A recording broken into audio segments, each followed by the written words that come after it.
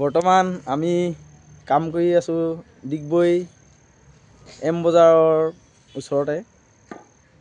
এই এম বজাৰৰ ওচৰত য'ত আমি কাম কৰি আছোঁ তাত দেখাম বাৰু সেইটো, কিন্তু এতিয়া প্ৰথমতে আমি আমাৰ কামৰ নমুনাটো দেখাওঁ। আজি প্লাষ্টাৰ মৰা হৈছে, প্ৰথম প্লাষ্টাৰ কাম হৈছে।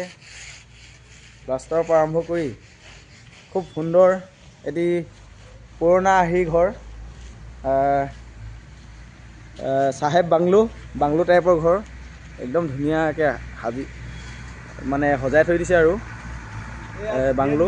প্ৰথমতে আপোনালোকে চাব পাৰিব ফুল এনেকুৱা ধুনীয়া ফুল, কি নাম আছে ক'ব, আমাৰ দাদা এজনে ক'ব।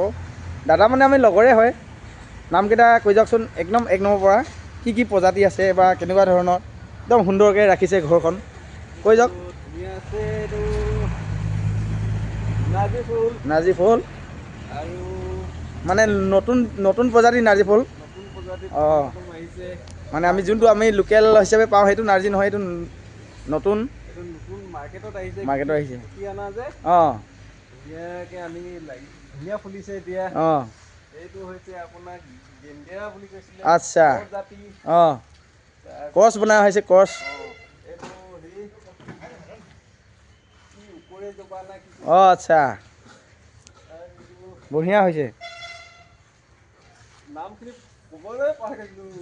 বহুত দিনতে আনি গছটো ৰোৱা হৈছে। আচ্ছা, আৰু পাহৰি থাকিলোঁ নামখিনি। আচ্ছা, ঠিকে আছে, ঠিকে আছে। এয়া ধুনীয়াকৈ সজাই ৰাখিছে, একদম পুৰণা হেৰি আমাৰ বাংলো টাইপৰ ঘৰ। এয়া সুন্দৰকৈ ৰাখিছে, এখন ফুলবাৰী বৰ ধুনীয়াকৈ। নামবোৰ ইমান নাজানো বাৰু কেনেকৈ ৰাখিছে। একদম সুন্দৰ এটা বাংলো টাইপৰ ঘৰ, অল্ড মডেল। চাই ল'ব পাৰে, একদম মানে ফুলেই ফুল, কিমান চাব, ফুলেই ফুল ধুনীয়াকৈ ৰাখিছে।